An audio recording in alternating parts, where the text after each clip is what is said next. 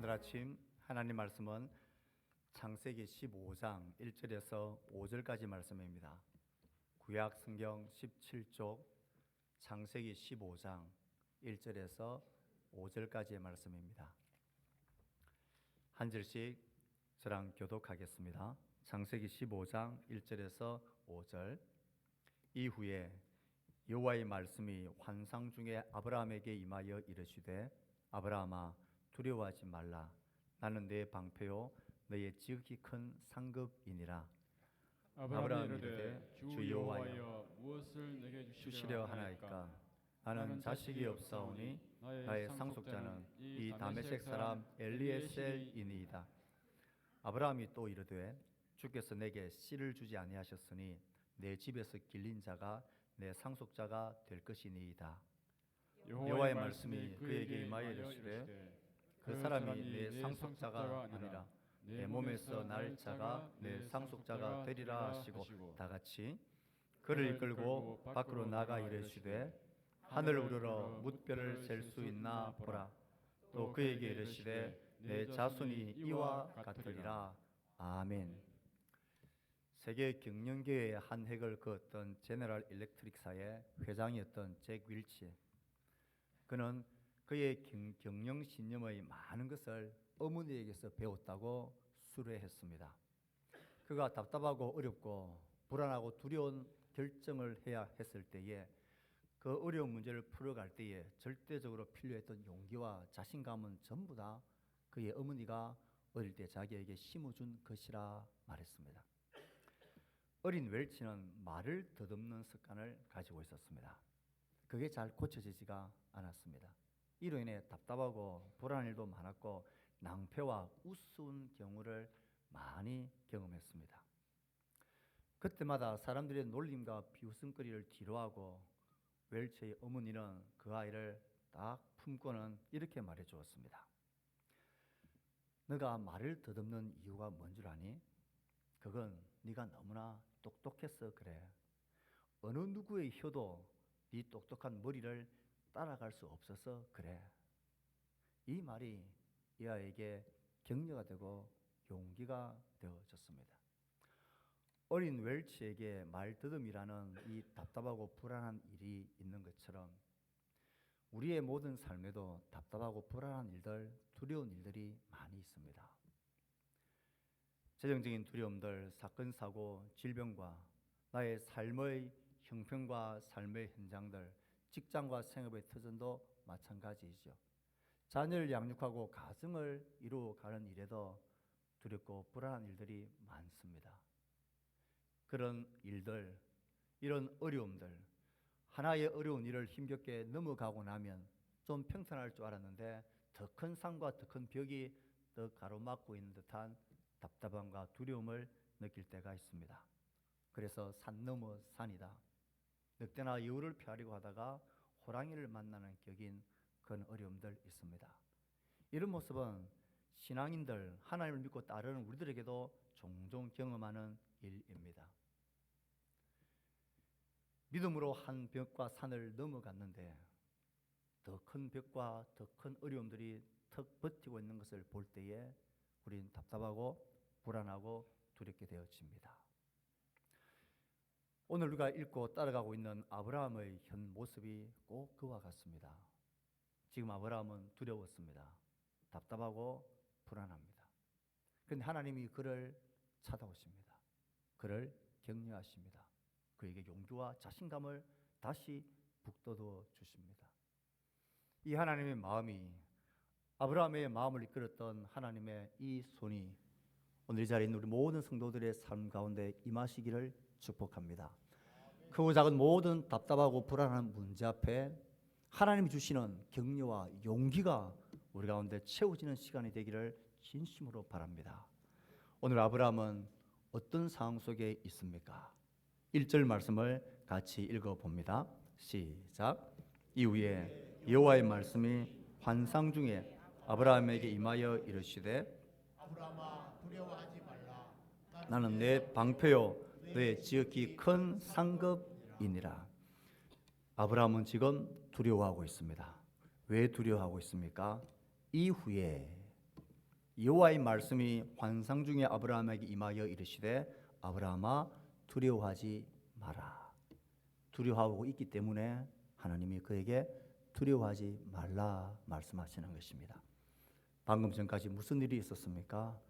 우린 창세기 12장부터 아브라함의 길을 쭉 따라오고 있었습니다.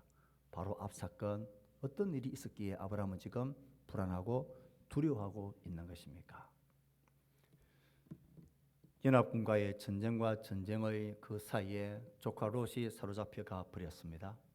그 소식을 듣고 집에서 길 이은 사람들과 함께 자기의 친구들과 동맹한 사람들과 함께 전쟁을 치렀습니다. 4개의 나라의 연합군들, 이 연합군이 롯을 포로로 잡아간 소식을 듣고 그는 밤에 기습 공격을 했죠. 사실 이 전쟁은 전면전이라 할 수 없습니다. 롯이 잡혀가고 이끌려가는 그곳을 부분적으로 밤에 기습으로 공격해서 승리를 하고 롯과 그 탈취물들을 되찾아온 전쟁입니다. 날이 밝자 아브라함 마음속엔 불안과 두려움이 생깁니다. 왜요? 저 연합군들이 밤에 갑자기 기습 공격을 당해서 잠시 후퇴했다가 전열을 가다듬고 그 조직적인 군대가 승리한 그 군대가 다시 정비해서 공격해 온다면 이 아브라함은 속수무책입니다. 이길 방법이 없습니다. 그 공격을 피할 방법도 없어서 불안한 것입니다. 그래서 아브라함은 지금 두려워하고 있습니다. 기습적인 전쟁에서 승리해서 전리품을 찾아왔지만 롯을 되찾아오긴 했지만 더 큰 두려움과 불안이 그를 엄습했던 것입니다. 언제 어떤 공격이 있게 될지 모르는 두려움입니다. 물질적으로도 마찬가지입니다. 이 전쟁을 치르면서 아브라함은 자기 것을 하나도 챙기지 않았습니다. 자기와 함께한 사람들이 필요는 다 경비는 제하고 자신은 모든 것을 소돔 왕에게 다 양보하고 빈손으로 그는 돌아왔습니다. 남은 것은 상처밖에 없는 영광이라 할 만합니다. 이런 상황 속에 불안 속에 있는 아브라함, 그 아브라함을 하나님이 찾아오신 것입니다. 그리고 하나님은 이렇게 말씀하십니다. 아브라함아 두려워하지 마라. 나는 내 방패요 너의 지극히 큰 상급이니라. 지금 아브라함에게 가장 필요한 게 뭡니까? 전열을 가다듬고 공격해올 저 연합군 막강한 군대를 막았을 방패입니다. 그 전쟁 속에서 자기를 지켜줄 힘입니다. 하나님은 정확하게 너 두려워하지 마라. 내가 너의 방패가 되어줄게. 너 나의 이름으로 다른 전쟁의 성격을 보여주기 위해서 너 다 양보하고 다 주었지. 하나도 탈취물 상급이라 할 수 있는 것 없었지. 너 염려하지 마라. 내가 너의 지극히 큰 상급 되어줄게. 내가 너의 모든 공급자, 너의 필요를 채워주는 공급자가 되어줄게. 너 두려워하지 마라. 이 하나님의 모습은 오늘 우리에게 정확하게 말해줍니다. 하나님은 우리가 불안하고 답답하고 두려울 때에 절대 외면하시는 분이 아닙니다. 사실 이 사건, 이 일에서만 그런 것은 아니었습니다. 우리는 아브라함의 여정을 지금 쭉 따라가고 있는 중에 있는데요. 아브라함의 여정을 살펴보면 처음 출발부터 지금 이 시간까지 순간순간 고비고비 어렵고 힘들고 고통스럽고 답답할 때마다 그때마다 하나님은 틀림없이 아브라함을 찾아오셨습니다. 그리고 그에게 말씀하셨습니다. 그를 격려하고 그에게 용기를 심어주었습니다. 갈대아 우르 그 우상을 조악하며 섬기며 무의미하게 살아가고 있던 그에게 하나님은 영광 중에 나타나셨습니다. 그리고 그를 저 가나안 땅으로 가라 그랬습니다. 하란에 와서 발이 묶여있는 그 상황 속에 가시방석 같은 곳에서 가지도 돌아오지도 못하는 그 상황 속에 있을 때에 하나님은 다시 그에게 말씀하시고 나타나셨습니다. 그리고 용기를 가지고 가게 하십니다. 가나안 땅에 마침내 도착해서 그는 제단을 쌓았습니다. 하나님과 그와 교제가 있는 것입니다. 그 땅에 심각한 기운이 들었죠. 그래서 양식을 위해서 애굽으로 내려옵니다. 애굽에서 아내를 빼앗기는 심각한 어려운 문제, 그 답답하고 불안한 문제 앞에 있을 때 하나님은 여지없이 나타나십니다. 바로에게 나타나셔서 그 바로의 왕궁에 재앙을 내리시면서 하나님은 아브라함의 방패가 되어 주셨고 상급이 되어 주셨습니다. 다시 돌아와 가축대가 많아서 롯 조카와 함께 있을 수 없고 싸움이 생겼을 때에 롯이 떠나갑니다. 아니, 아브라함이 모든 걸 포기하고 롯을 떠나 보냅니다. 성경을 보면 롯이 떠난 후에 자식 같은 아들이 떠나가 버린, 혈육이 떠나가 버린 그 빈 마음에 답답한 그 상황 속에 하나님은 여지없이 아브라함을 찾아오십니다. 전쟁의 승리를 누리지 못하는 불안과 두려움 속에 있는 오늘의 장면 속에서 하나님은 여지없이 아브라함을 찾아오십니다. 그리고 용기를 주고 격려를 해 주십니다. 우리는 이 아브라함의 생애를 보면서 자신할 수 있지 않겠습니까? 지금도 하나님은 아브라함의 그 후손으로서 믿음의 길을 걷는 사랑하는 자기의 백성들을, 우리 한 사람 한 사람이 어떤 일이든지 답답하고 불안한 경우, 두려워한 상황 속에 하나님은 틀림없이 찾아오시는 분입니다. 틀림없이 찾아오셔서 우리에게 용기와 격려를 반드시 주시는 분이십니다. 내가 그 하나님을 눈을 마주치지 않아서 그렇지, 내가 그 하나님의 말씀에 귀를 기울이지 않아서 그렇지, 그 하나님은 반드시 답답하고 불안해 있는 자기의 백성들을 찾아오십니다. 그리고 말씀하십니다. 그리고 격려하십니다. 그리고 용기를 주십니다. 이 하나님이 아브라함을 격려하는, 찾아오시는 방법은 참 다양했습니다. 어떤 때는 입이 떡 부러지는 영광스러운 모습으로, 어떤 때는 환상 중에, 말씀 중에 바로로 하는 다른 사람을 통해서, 또 직접 그에게 말씀하시면서 그를 다양한 모습으로 찾아오셨지만, 그가 아브라함을 격려하고 용기를 주는 그 내용의 말씀, 약속의 말씀은 똑같았습니다. 처음 갈 때, 우리를 떠날 때부터 롯이 떠나간 이후에 이 전쟁으로 인해서 불안하고 있을 그때도 주님은 찾아오셔서 똑같은 약속의 말씀을 하십니다. 내가 너에게 자손을, 헤아릴 수 없는 많은 자손을 줄게. 내가 너에게 이 땅을 너에게 줄 거야. 내가 약속한 땅, 내가 너에게 주기로 한 그 땅으로 가라고.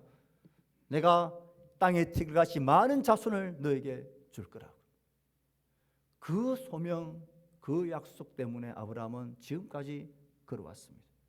그가 또 이렇게 불안하고 두려워하고 있을 때에 하나님은 여지없이 찾아오셔서 다시 한번 그 자손과 땅에 대한 약속을 새롭게 그 마음속에 불태우십니다. 사람은 참 신비한 존재입니다. 세상 없이 힘들고 어려운 상황 속에서도 내가 누구인지, 내가 왜 이 어려운 일을 지금 해나가고 있는지, 왜 내가 땀 흘리고 수고하고 있는지, 이 가치와 의미와 본질과 목적과 자신의 소명과 자신의 의미를 발견하면, 그것이 내 마음속에 새롭게 되어지면 아무리 세상 없이 어려워도 그 안에서 세상 없이 행복할 수 있는 자가 사람이란 특별한 존재입니다. 우리가 아이를 양육할 때의 힘겨운 시간들을, 지금은 젊은 분들이 한 명, 두 명을 양육을 못해가지고 막 중리산이 그러고 있는데, 돌아보면 제 아내가 애 셋을 어떻게 혼자 양육했는지 신통방통하다는 생각을 요즘 하고 있습니다. 아이를 양육할 때에 정말 자지 못해서 힘있고 괴롭고 어려워도, 근데 아이가 방긋방긋 웃으면서 그 어눌한 말로 엄마, 엄마, 아빠, 아빠, 이 한 번 소리 들으면 그 피곤함이 확 사라져버리고 다시 그 아이를 안을 수 있는 용기와 힘이 어디선가 생깁니다. 아버지 어머니들이 밤늦게 퇴근해서 지치고 피곤하고 스트레스 만땅 받은 마음으로 집에 돌아와 너무 피곤한데 방문을 열고 새가슴 곤히 자고 있는 이 아들 딸들 얼굴을 다 보는 순간, 그 평온한 얼굴을 보는 순간 이 모든 피로와 힘이 다시 채워집니다. 그리고 전쟁 같은 일터로 다시 용기 내어 걸어갈 수 있는 힘을 공급받습니다. 사람은 그런 존재입니다. 내가 여기에 왜 사는지, 내가 하고 있는 이 수고스러운 일의 의미가 무엇인지, 무엇이 목적이고 가치가 있는지를 그 자신의 소명을 발견하면 아무리 세상 없이 어려운 곳에서도 세상 기뻐할 수 있는 게 사람이란 존재입니다. 하나님도 그것을 하셨습니다. 그래서 아브라함이 불안하고 두려워했을 때에 그때마다 하나님은 다른 다양한 것을 말씀하지 않으시고 처음부터 똑같이 내가 왜 너를 불렀지? 내가 너에게 무엇을 약속했지? 너가 지금 왜 이것을 떠나서 여기에 와 있는 거지? 앞으로 내가 너를 어떻게 함께하고 너에게 약속한 건 너 알지? 내가 너에게 자손을 주겠다 했지. 내가 너에게 이 땅들을 내가 너에게 주겠다고 했지. 하나님이 그를 부르신 그 본질적인 목적과 소명과 그의 의미와 가치를 다시 한번 확인시켜주고 있습니다. 여기에 우리의 용기와 하나님의 격려의 특징이 있습니다. 세상 사람들은 어떤 것으로 해서 우리를 위로하고 우리를 용기를 줄지 모르지만 하나님의 백성들이 용기와 참된 위로와 힘을 얻는 길은 내가 누구인지, 하나님 나를 얼마나 사랑하시는지, 그가 의미 없이 목적 없이 나를 이 땅에 살게 하신 이유, 존재케 하신 이유가 절대 없다는 사실을 압니다. 반드시 이유가 있고 목적이 있고 이 가정 속에 이 공동체 안에 내가 지금 이 모습으로 애쓰고 힘쓰는 일엔 하나님의 의미와 목적과 부르심이 있다는 사실입니다. 왜 우리는 말씀과 기도에 전무해야 되고 후회하지 않는 기도의 일정을 불태워야 합니까? 말씀과 기도로 하나님 앞에서 그의 말씀을 듣고 그의 마음을 알고 나를 향한 하나님의 의미와 목적과 부르심을, 그 본질적인 존재의 의미를 알아야만 내 삶의 힘겨운, 어렵고 답답하고 불안하고 두려운 상황 속에서 다시 용기와 힘을 얻을 수 있기 때문입니다. 이것 없이, 이 하나님의 만남과 그 말씀 없이, 이 차듬 없이 진짜 용기와 격려는 그 어디에서도 주어지지 않습니다. 새해를 시작한 지 석 달하고도 오늘이 2달이 지나고 10일째입니다. 여러분의 말씀과 기도의 그 작심과 결심은 어떻습니까? 힘겹고 어렵고 불안하고 답답하고 두려운 일들 때문에 이런 것들이 다 희미해져 버리진 않았고 뒤로 밀려져 버리지는 않았습니까? 답답하고 불안할 땐 찾아오신 하나님의 말씀에 그 음성에 귀를 기울여야 합니다. 그리고 하나님 나에게 하신 약속을 붙들어야 합니다. 그 신실하신 임재를 붙들어야 합니다. 거기에서만 진짜 우리의 삶의 용기와 자신감이 충전되어지는 것입니다. 하나님이 이렇게 아브라함에게 말씀하시니까, 아브라함은 오늘 말씀을 보면 참 죄송한 표현이 같지만 뭔가 좀 시큰둥한 모습입니다. 하나님이 또 그렇게 말씀하시니까, 말만 하시니까 아마 아브라함이 조금 속이 상했던 것 같아 보입니다. 그래서 하나님께 그는 2절 3절에 이렇게 대꾸합니다. 2절 3절 아브라함의 조금 퉁명스러운 그런 기분을 가지고 2절 3절 한번 읽어봅시다. 시작. 아브라함이 이르되 주 여호와여 무엇을 내게 주시려 하나이까? 나는 자식이 없사오니 나의 상속자는 이 다메섹 사람 엘리에셀이니이다. 아브라함이 또 이르되 주께서 내게 씨를 주지 아니하셨으니 내 집에서 길린 자가 내 상속자가 될 것이니라. 하나님 분명히 또 자손을 줄 거다, 땅을 줄 거다, 이 말씀을 또 하시니까 하나님 좀 하늘에만 계시지 마시고 땅으로 좀 내려오세요. 좀 현실을 봅시다. 제 나이가 지금 얼마고 아들을 주시겠다 한 지가 벌써 수년이 지났는데 이게 뭡니까? 자식 같은 롯도 떠났고 이제 내 집에서 길리운 이 종중에 진짜 상속자가 될 만한 멋진 사람 하나 있습니다. 이 사람을 통하여 상속자를 삼고 하나님 자손들을 번성시켜 주세요. 이 아브라함의 말투 속엔, 그 마음 속엔 그런 현실적 대안으로 좀 실제 가능한 대안을 하나님께 제시하고 있는 것입니다. 이 대답에 하나님은 아니다고 하십니다. 아니야, 네 몸에서 날짜가 너의 상속자가 될 거다. 하나님 이렇게 대답하시고 4절에 대답하시고 난 이후에 뭔가 좀 미안한 마음이 계셨던지, 뭔가 좀 아브라함이 거기에 반응하지 않는 것을 보고 안 되겠다 싶으셨던지 이 아브라함의 손을 이끕니다. 저는 이 5절에서 하나님이 하시고 있는 이 모습이 너무 감동적이고 좋습니다. 막 여기에 상속자 내 종중에 한 사람 합시다. 현실적으로 가능한 것. 같은 뭐 공중에 떠 있는 그런 소리 하지 마시고 이 상속자를 통해서 내 아들을 번성시킵시다. 요것 봐라. 아마 하나님이 그랬었던 것 같아. 그래? 그리고 하나님이 5절에 이런 행동을 하십니다. 5절 말씀을 읽습니다.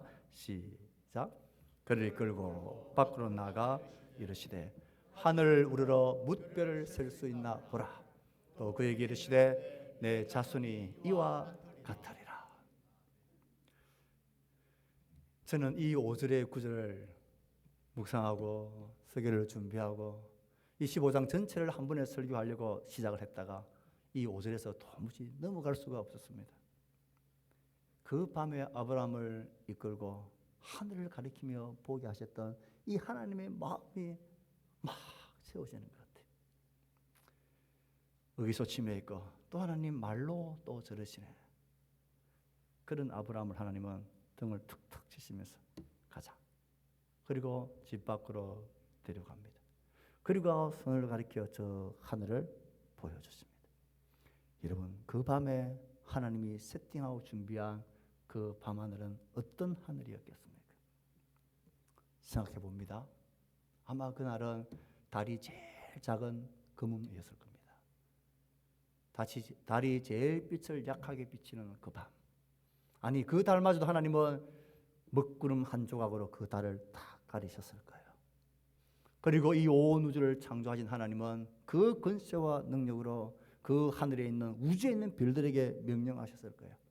나의 이름으로 창조해진 모든 별들은 그 자리에서 다 자신이 비출 수 있는 최고의 빛을 비추라고. 모두 다 나와서 그 하늘에서 내가 너희들이 준 그 빛을 최대한 비추라고. 생각해 보십시오. 그 깜깜한 밤하늘에 그 하늘의 별이 쏟아지고 빛나는 그 감격적인 장면을 생각해 보십시오. 저는 눈을 감고 그 장면을 생각해 보면 가슴이 떨립니다. 오, 하늘에 빽빽하게 빛나는 별들이 가득 차 있는 그 별들이 쏟아지고 있는 그 밤하늘에 너 봐라. 저 별들을 셀 수 있겠네. 내가 나의 자손을 이렇게 많게 하겠다 말씀하십니다.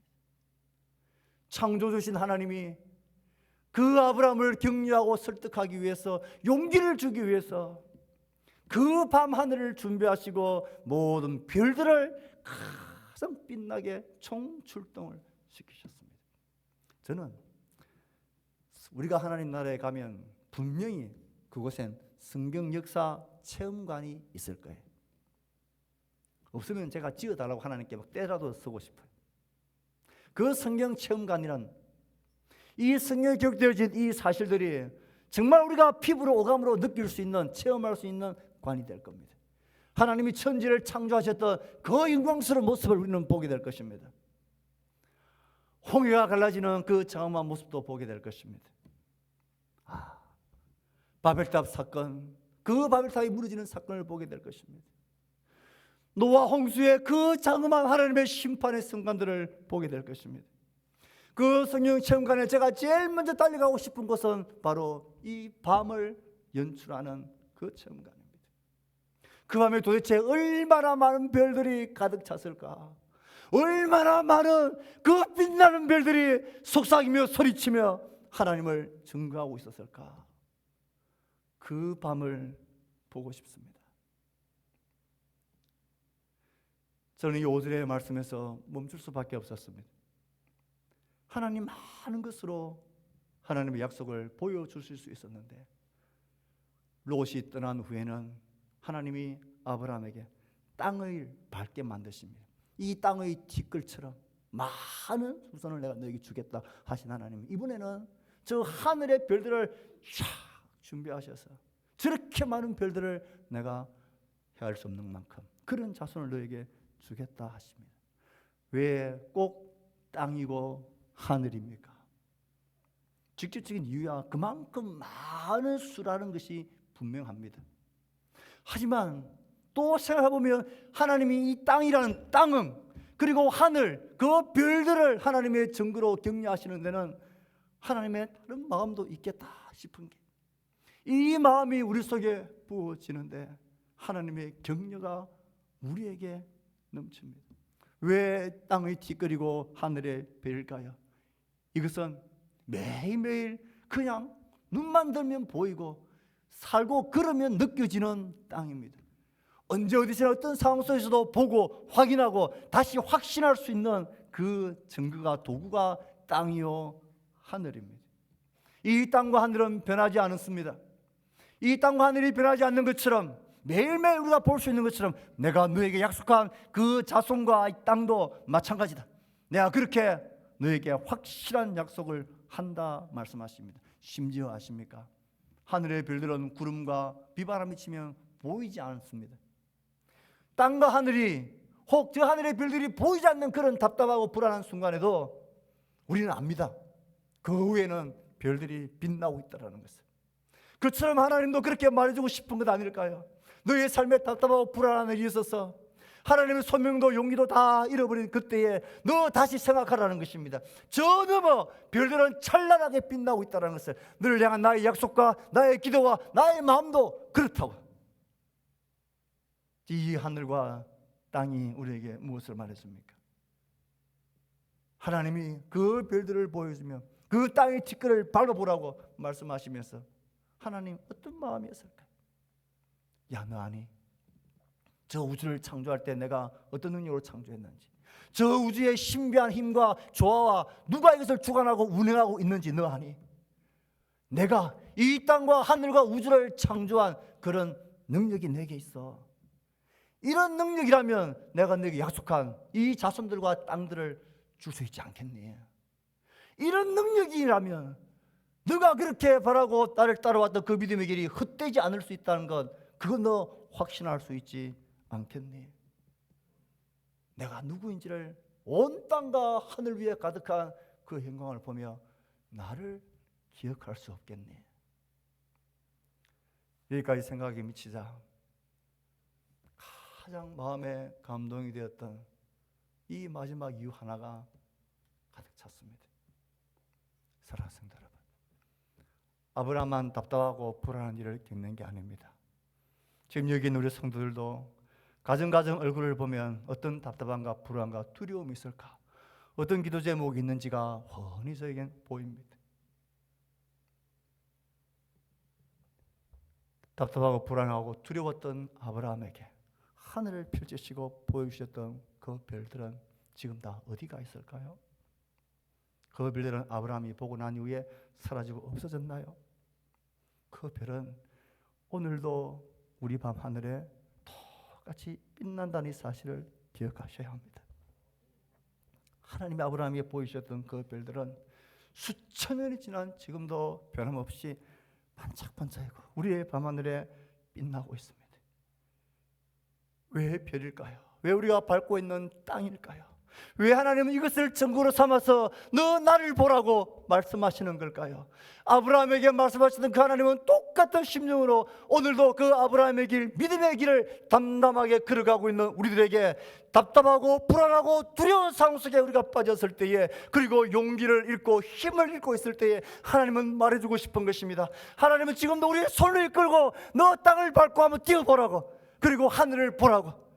거기에서 아브라함을 일으켰던 그 별이 지금도 똑같이 빛나고 있고, 그 아브라함이 밟았던 그 땅이 지금도 견고하게 서 있는 것처럼 너를 향한 나의 마음이 그렇다고, 너를 향한 나의 임재와 동행이 그렇다고, 나는 너를 사랑하고 너와 함께 있다고 용기를 내라고 하시는 우리를 향한 하나님의 마음 아닐까요? 사랑하는 성도 여러분, 마음이 답답하고 불안한 일 있을 수 있습니다. 두렵고 힘겨운 일 얼마든지 있을 수 있습니다. 하나님은 그때마다 반드시 우리를 찾아오십니다.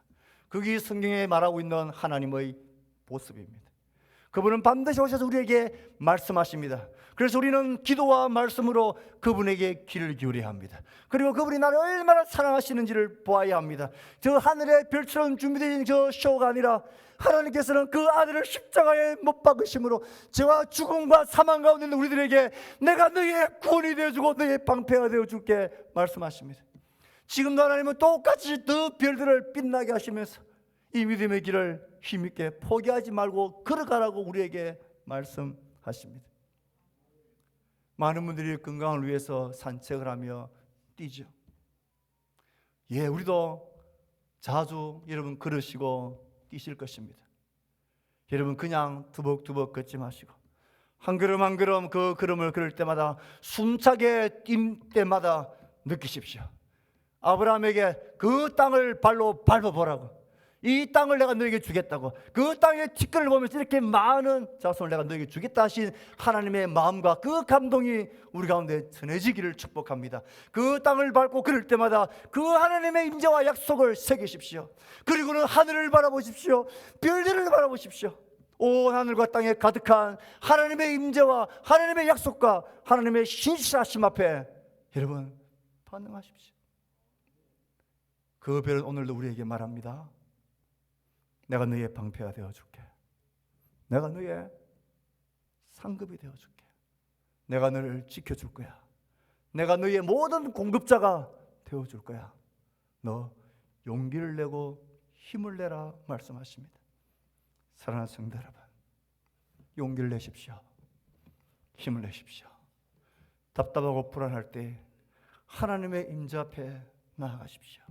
땅을 밟으십시오. 그리고 눈을 들어 하늘을 바라보십시오. 하나님, 우리가 찬양했던 것처럼 그가 참 방패가 되어주십니다. 하늘의 빛난 별들이 우리에게 그의 영광을 보여줍니다. 온 하늘과 땅에 가득한 주의 영광이 오늘 우리에게도 동일하게 있다는 것을 알게 해줄 겁니다. 이 하나님 안에서 용기와 힘을 내는 하나님의 사랑하는 백성들, 이 믿음의 길을 포기하지 않고 달려가는 주의 백성들 되기를 주의 말씀으로 축복합니다.